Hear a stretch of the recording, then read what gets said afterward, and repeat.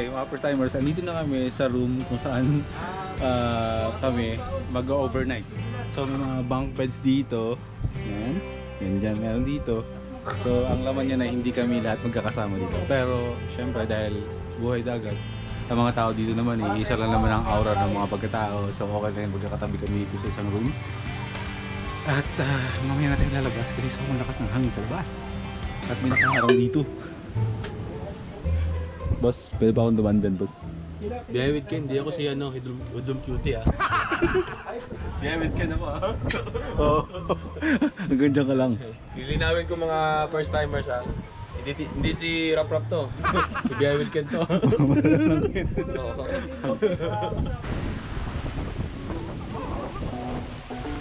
Mga first timers, welcome to Dahican Beach! Grabe yung mga alon, nakakatakot. Mag-chill muna kami, mag-edit, mag-iinom konti para makatulog na maayos. Pero syempre bukas pag-gising natin, dun magsisimula yung adventure natin dito. Papasyal ko kayo dito sa Dahican Beach na to kasi medyo cool place. Cool yung mga tao, tahimik lang, wala pa kalamanan, lahat mga nakapaa. Good ko, ayun o. lumubog na yung paa ko. Ken, tama ka dito sa ending ko. Kasi Ken nakapaan na rin. Ayun bro, gagawin natin ngayon, mag-chill lang kami dalawa ni Ken, papahinga, mag-beer mamaya. At bukas, syempre, abangan natin bro ang sunset. Sunrise. Sunrise! Ang sunrise. Oh, yun, maraming salamat sa pagsama sa amin dalawa ni Ken. Syempre ipapasyal namin kayo dito. Pero itong time na to is for me time lang muna talaga namin to para magpahinga at mag-relax.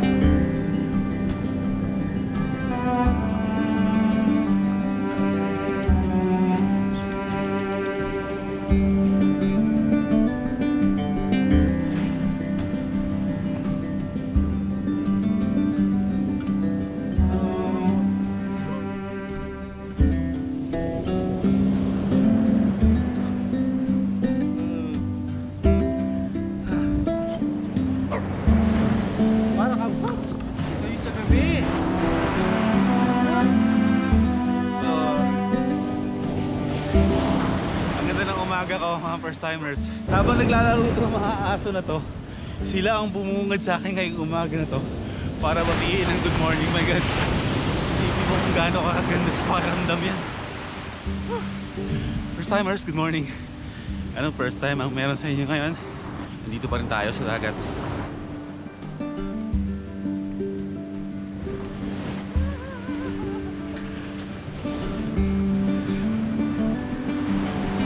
Walang hangin pero may alon. Wala, no? Pwede natin kumpara sa buhay na dapat kalmado ka lang pero kahit pa paano palabang ka sa buhay. Pero dapat mas lamang na kalmado ka lang. Perfect yung gising ko mga first timers, as in hindi ako nag-alarm. Napainom kami kagabi, sobrang lasing ako, nag-blackout ako, pero ginising ako sa ganitong klaseng kagandang view. Mas pwede ito, naabutan ko.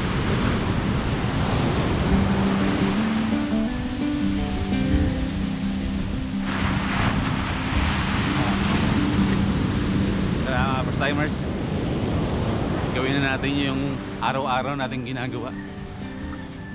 Life begins after coffee. Good morning mga first timers. Life is good.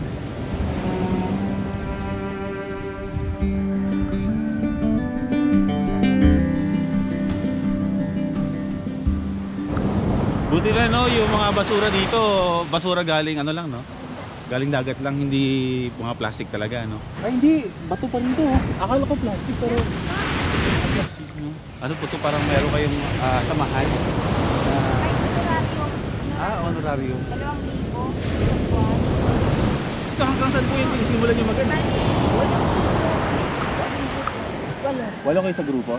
Hindi, 8 grupo. Walong grupo. Yung honorarium, ano po yun, di ba?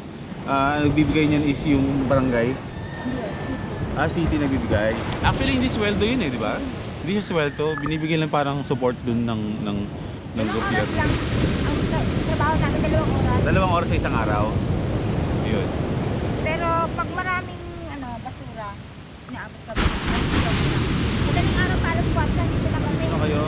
Okay. 4 AM every day, 2 oras na naglilinis ng pangpang ng dagat na merong natatanggap na 2,000 every month galing sa gobyerno, sa city. Honorarium. Yun yun. Hindi yung sweldo. Kasi parang love gift or something na yun. Salamat! Salamat!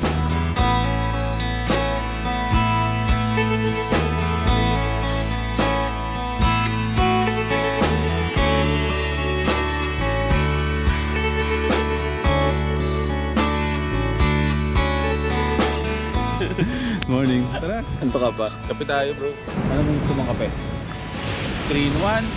Or... Yung kapeng matapang. Yung pwede ka talaga. Low. Lahat na lang may hugot sa'yo. Ganda. Wala. Ang vlog natin today. Vlog natin today kung paano mag-vlog na walang toothbrush. Uy, magtutubrush ako, may tutubrush ako eh. Hindi, today chill vlog lang tayo dito. Magre-relax lang tayo. Kasi yun lang naman ang gagawin natin dito. Wala naman tayong activity na hindi kalmado dito eh. So magre-relax, magkakape lang tayo dyan. At enjoy ang lugar. Sobrang gandang lugar na yun. Ibang klase. Nanonood sa kaluluwa ko.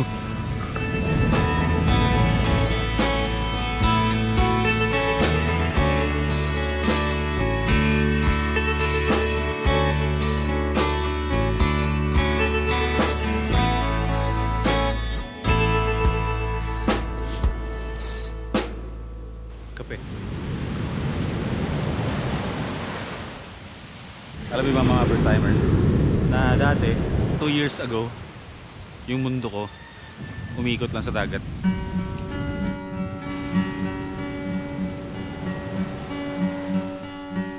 Sa mga simpleng bagay masaya na ako. Magkaroon ako ng kaibigan na kakwentuhan sa dagat o makakilala ako ng mga bagong kaibigan sa dagat. Masaya na ako.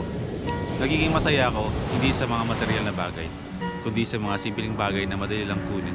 Kasi kusang binibigay sa'yo ng libre lang para maging masaya. Sa madaling salita, ang babaw ng kaligayahan ko. Pero hindi ako magsisinungaling sa inyo mga first timers. Aminin ko yung totoo na yun na, nung ganito na yung mundo ko, okay lang naman sa akin. Pero alam mo yun, syempre iba na yung mundong ginagalawan ko. Hindi na ganito kakalmado. Halos hindi na ako nakakapunta ng dagat. Nag-iba na yung lifestyle ko. At unti-unting nawala sa akin yung aura na nagiging masaya lang sa simpleng bagay, sa simple lang ang pangangailangan. Pero alam niyo mga first timers, kahit na mahirap, unti-unti lang binabalik ko yung dating ako na sa simpleng bagay lang masaya, hindi naapektuhan sa stress na binibigay ng mundong to. Nagyayapak lang ako sa dagat. Natutulog kami sa pangpang ng dagat. Ganun lang kasimple ang buhay namin dati. At gusto ko yakapin ulit yung ganung klaseng buhay. Na kahit nasa mundo na tayo ng vlogging,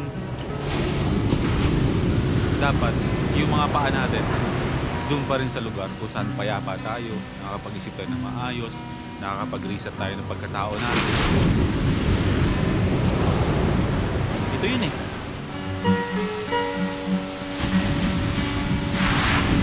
Dagat. Taong dagat ako dati. Ito yung lugar ko.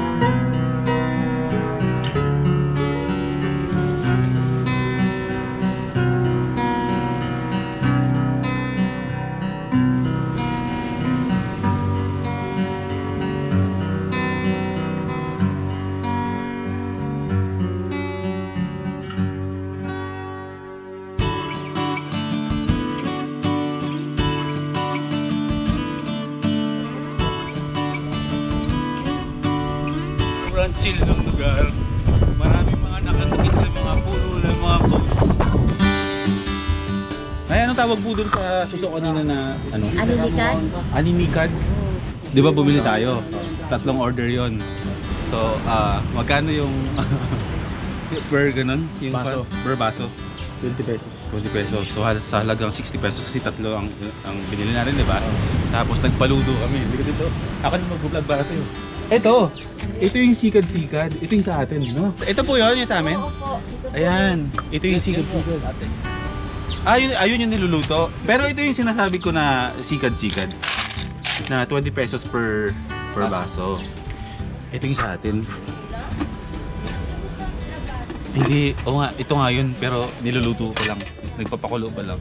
Pero kailangan natin ng stick para tusukin to mamaya pag ito. Karayom para makuha yung laman. Oh, yan na! Sikad-sikad. O yung nga pala mga first timers, hindi ko pinapakilala. May bago kaming kaibigan, si Lara. Ayan. Solo flight siyang pumunta dito sa beach. Tapos yun, magkakasama kami sa bank bed. So, para mula kahapon hanggang ngayon, kasama. First time mo kumain na to? Ako din. Boy, first time. Diba? Diba? Sabi ko sa'yo, pag boy first time, ang dami kong first time sa akin. So, ang tawag dyan ay sinigang ba yun? Tinola. Tinolang sikad-sikad. Kain na na. Ano? Tirahin na natin. Sabaw lang muna. May upin ka. Akin ba yun? Sa'yo yan. Sa'yo yan. Yan yan. Go. Dito siya ako. Dito ka. Sabi kayo. Parang first time. Reaction? Oh. So, ayan mga idol at first timers. Dalawa yung ako. Ayan. Magtinginan kayo. Ano? Titingnan natin kung anong reaction nila. Mga di taga rito yan. Kaya first time nilang kumain ng aninikad na shells na may sabaw. So, tingnan natin kung anong reaction nila. I need to keep on going. Ano? Cause I can't keep my mind off things I'd be better. Diba? Tapos yung sabaw. Lasang may mga parang herbs eh. So, ma-herb yung lasa. Pero maganda siyang inumin na pag... May hangover ka. May hangover ka ba? Nakarami ka? Konti. Yan. Tapos huwag mo kainin yung may matigas na part yan. Hindi dapat pag pag sinubong mo yung karayom. Okay. Sarap. Alright.